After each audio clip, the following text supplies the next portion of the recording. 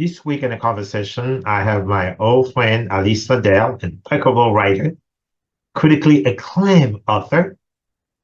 In the conversations, we're going to be talking about something just a little bit different.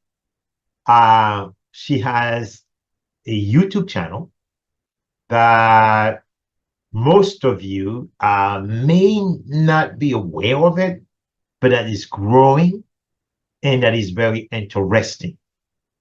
It's a show that she has every Friday, rain or shine. You'll have that on YouTube.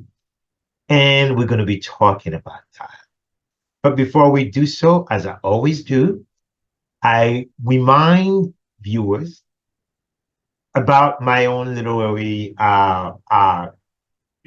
career, specifically the last two books that I published recently. So the title of the books are Bittersweet Memories of Last Spring, and last spring was bittersweet. So don't forget that now. And without further ado, so let's get started.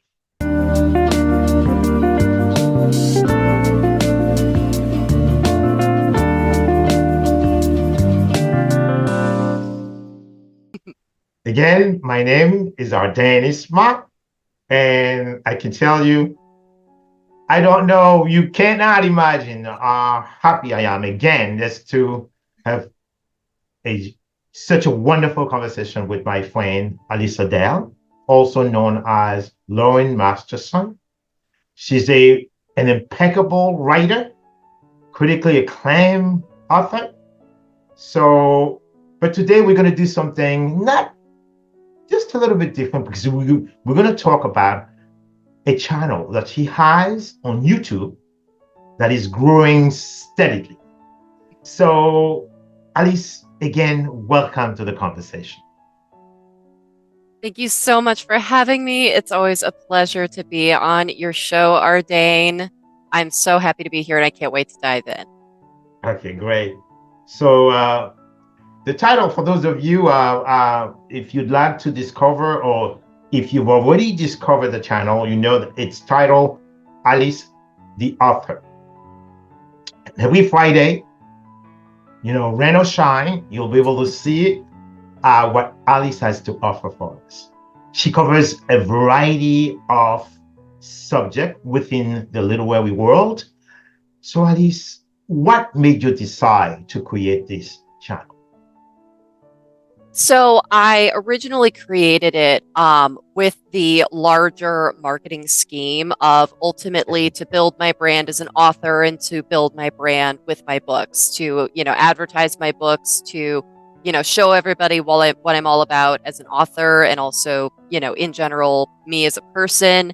And as I built that, I found that I got more and more people asking me questions about the writing process, about the publishing process, about how to attend a convention as an author, just all these different topics. So I started, writing them down, making a list of all these questions people would ask me, and I would start creating videos to answer those questions. And it just snowballed into, now I cover all these different topics, and especially with how things are rapidly changing now, trying to keep up because things that worked a few years ago, don't necessarily work the same now. So yeah, it's been all about, helping out the writing community and helping myself as an author too. And I can see Friday's show, which covers a very interesting topic, is traditional publishing still viable now for new authors out there? And, can you share a little bit? This is a very interesting topic, by the way. And I can see myself also as an author in this particular story narrative. So, Alice, I know you've covered that. I know you're part of a growing writers out there who kind of see traditional way of publishing something that is fading. What do you think is that? Honestly, it's an unfortunate sort of thing in that the growing divide in the writing community is really caused by the professionals in the publishing industry at the top. That it's getting more and more that if you're not, at the tippy top, New York Best Time seller, all that, it's not really beneficial for authors anymore. That more and more publishers are pulling away from doing the heavy lifting of marketing authors' books and really, taking the driver's seat of making the book a success. And now they're putting that onus on the author. And with that, it begs the question of, if I have to do all the work and I'm signing away the rights to my book and I'm signing away a percentage of my profits, what's in it for me? And that's the growing question in the publishing industry, is what is in it for authors anymore, unless you get that, lightning strike luckiness of suddenly, jumping in the charts to being a New York Times bestselling author. Yeah.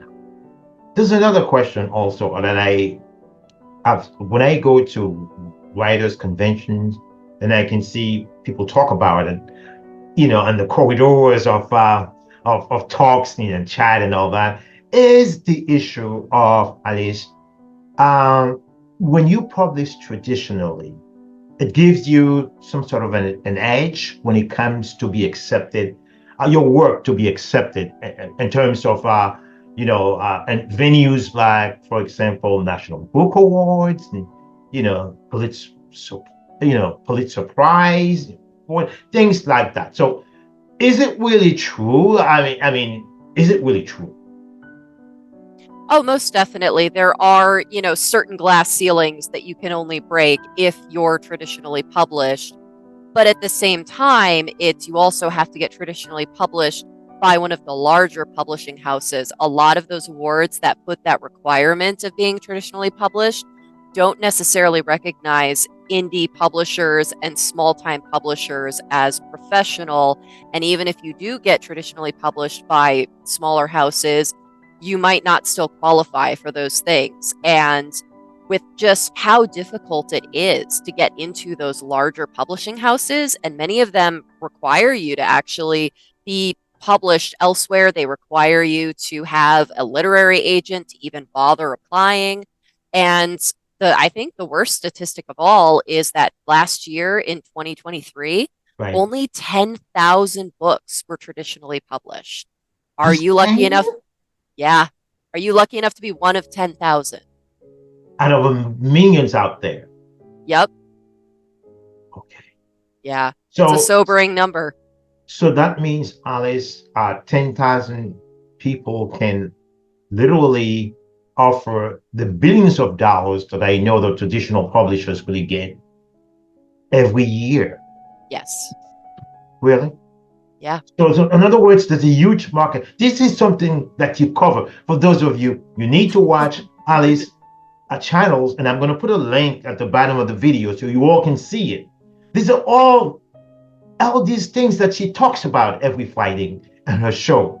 You don't want to miss this. But my question is, Alice, is just the fact that if 10,000 people, if you divide that between maybe 4 or 5 big names out there, and it can run into billions. So that means there's a huge market out there. Is it really people are buying books this much? Or maybe it's a combination of many, many things that the unspoken things like, for example, editing. It's a whole world out there. What do you think is that? Absolutely. So, first and foremost, for the larger publishing houses, a big part of their sales isn't necessarily directly tied to the books themselves.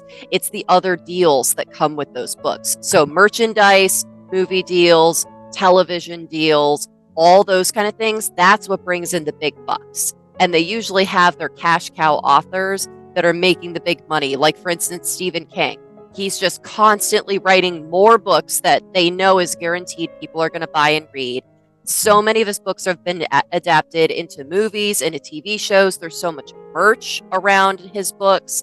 That all brings in so much money. So it's even the tippy top of that 10,000 are the authors that are actually making the big money for these publishing Mhm. houses. And Mhm. that's why every year that number is so small, because they have to take that gamble on, are you going to be a big zeitgeist like Stephen King, or is your book going to fizzle out and not really make a whole lot of money? And it's expensive to publish a book and take that risk.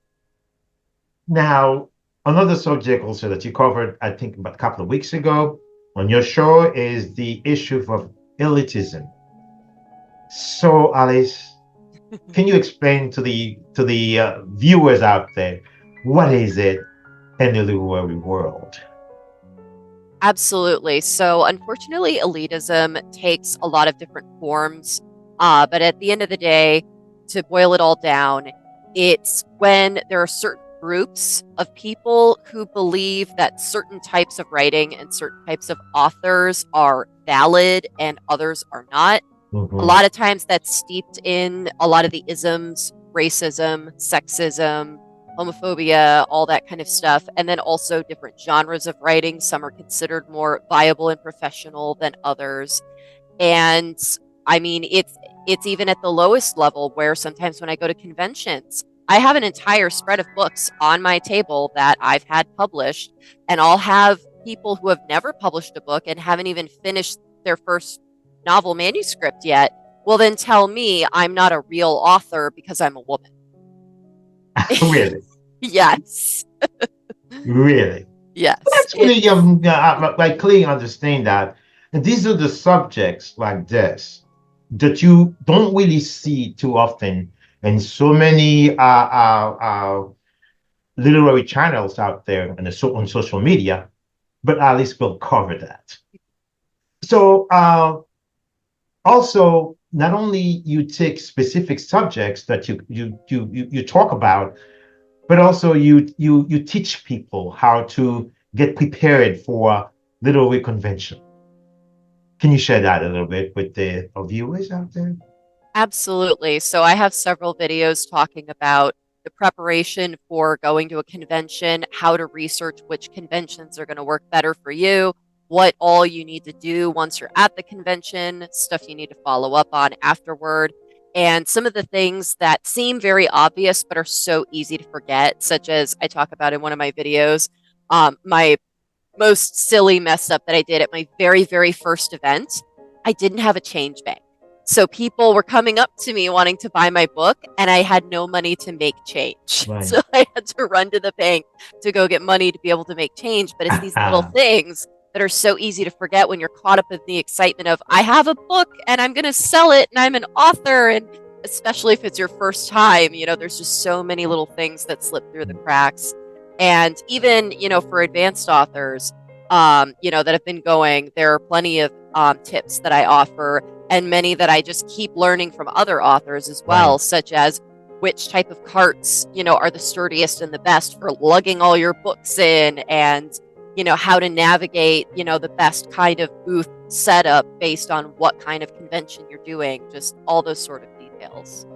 And I remember myself earlier this year. Well, I went to it was a local book fair, 3 days event at the Renaissance Hotel in St. Augustine. So when I was there, Alice, I wasn't prepared at all. Oh no! Luckily, my wife was with me and my Oh, daughter was with good. me. So what we did, because when I saw, we got so intimidated. All those big posters, everything was meticulously arranged nicely, and I only had a table to chop down the book. So I had to run to one of the stores out there, not too far from the event, to carry some of those, stains, a small little stain. At least my posters, people can see it. And I was so embarrassed. And then I watched your show, and I realized how exactly you're supposed to prepare yourself going into a book convention. And thank you, Alice, for teaching authors out there like me how to get prepared. And also, you choose sometimes on your show, you pick a book, for example. You just do what you call that, you read some chapters of a book. Oh, mhm. Yeah. So how do you pick a book to do some sort of review on the book on your show? How do you do that? Um, so to be completely transparent, because I have so many projects going on top of my day job and doing this and managing 2 YouTube channels and also trying to manage having friends and family and all of that. I'm cheating a little bit in that I'm selecting books that I've actually already read in the past that I Okay. really enjoyed and really resonated with me, and I give them a quick reread, and then I give the review. And a big part of that, why I choose those books, is because they made such an impact on me. There was a reason why I remember this book, and I'm like, oh yeah, this book was so great. I'll talk about this on my channel.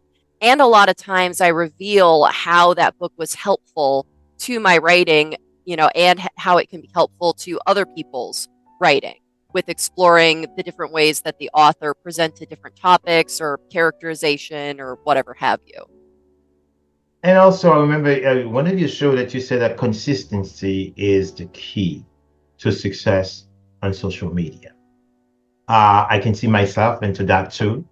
Although sometimes I cheat on myself, I can't keep up every week because sometimes I'm overwhelmed with, as professionals, you know exactly what I'm talking about. But I really do believe consistency is the key.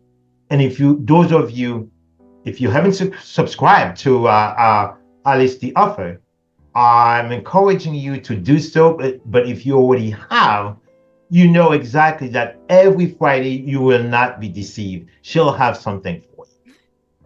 So, Alice, I remember one time you said on your show, you have multiple things. So the way you set up your channel, you don't have to be. You can be at any location, but you already have that set. You can be in Europe, but it's set for Friday. So how do you do that?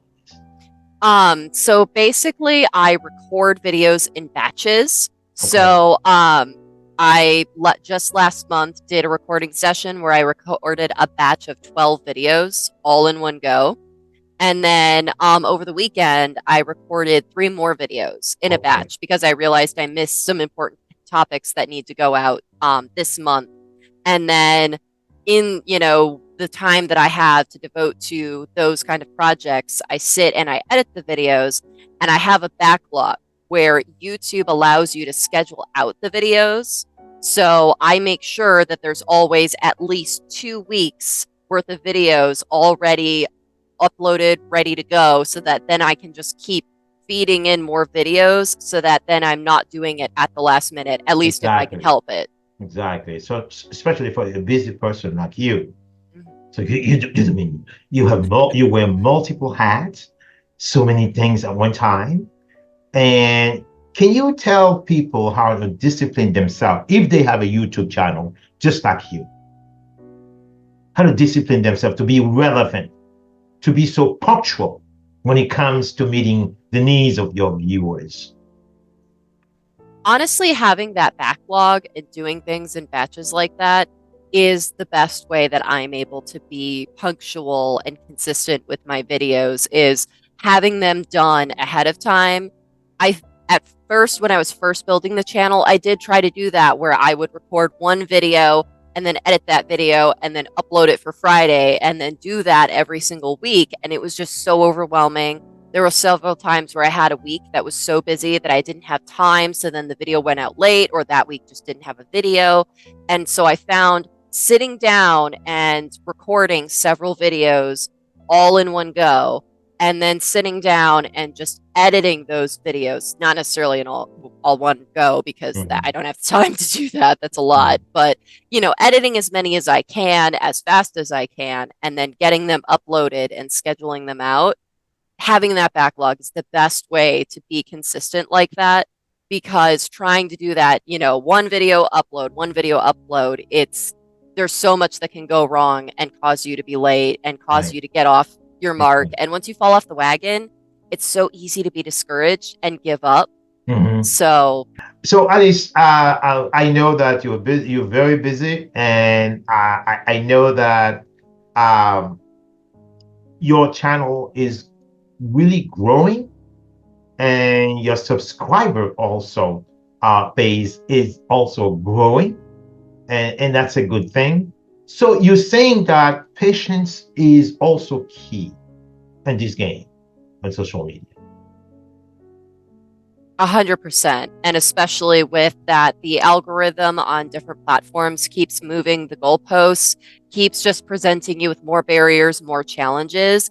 You have to be patient because where we're at right now is so many platforms are going to pay to play, where in order to get the same reach and engagement and visibility that we used to get a year ago, 5 years ago, is you have to pay to get that same level now. You have to Mhm. pay for paid ads, you have to pay for subscriptions on these accounts now.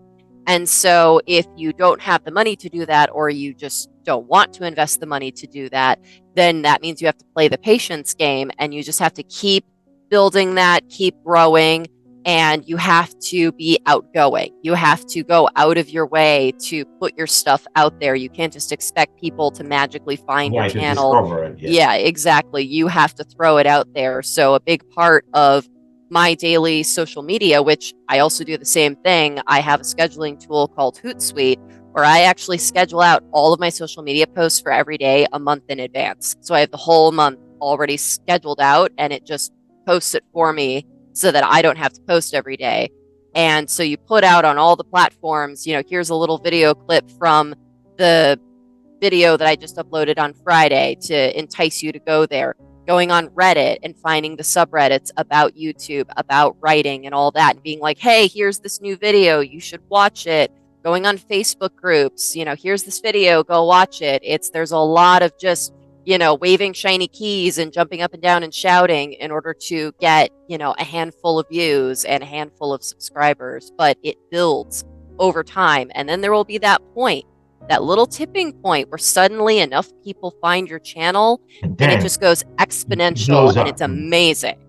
But you have to get there.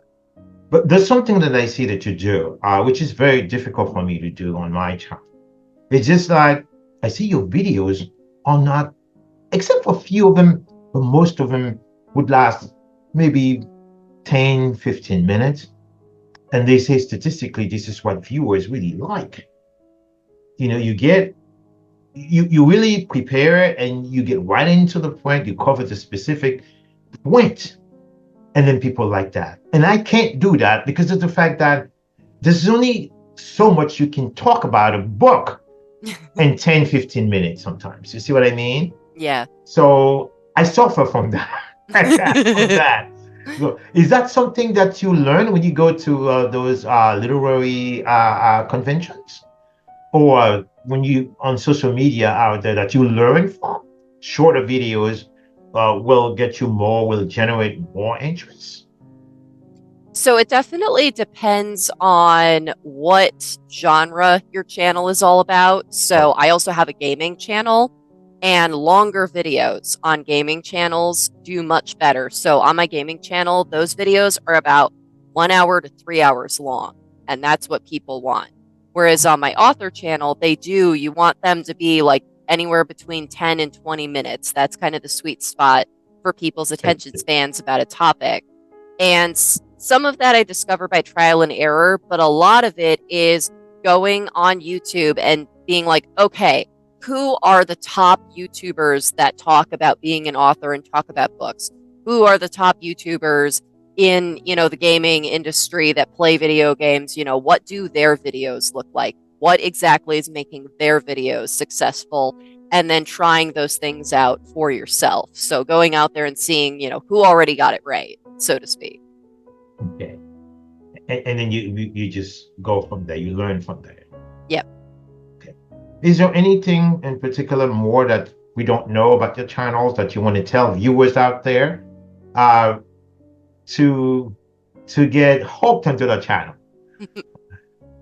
Absolutely. So, two big things that I feel have really made a difference with engagement on my channel is I use this tool called TubeBuddy. And what's really great about it is that it's affordable. It's only $9 a month, and it's able to show you all the analytics for your channel that's more in depth than the analytics you get in the little, content creator analytics section, as well as it lets you see the analytics of other channels. So you can go to a random channel on YouTube and compare your analytics to their analytics so that you can then see exactly where you're failing and where they're succeeding to give you a better picture of how to, bridge that gap, as well as it gives you suggestions for keywords. And that is super how you get the discoverability on your channel is those keywords, and basically learning about how to craft those keywords. That TubeBuddy tool really helped with that because it makes suggestions based on what kind of video it is. And when you go to other people's channels, it shows you what their keywords are that they use for that video, so that then you can be like, oh, that's a great keyword. I'm going to steal that for myself. So that's been a huge help. And then the other thing that I found to be a super easy trick that's a huge help is be your own first comment. So whenever my videos go live, the first thing I do is I put a comment and I like it and I pin it so it stays at the top. But most importantly, make it be a question. Make it start the conversation in your comments so that people aren't facing a blank comment section. There's something for them to interact with. That helps to jumpstart the engagement on your video. So with that, I'm just going to say it's been more than a pleasure to have had this wonderful opportunity to speak with my old friend, impeccable writer, critically acclaimed author, and who hosts such a wonderful channel titled Alice the Author. Thank you, Alice, for coming again. Thank you so much for having me.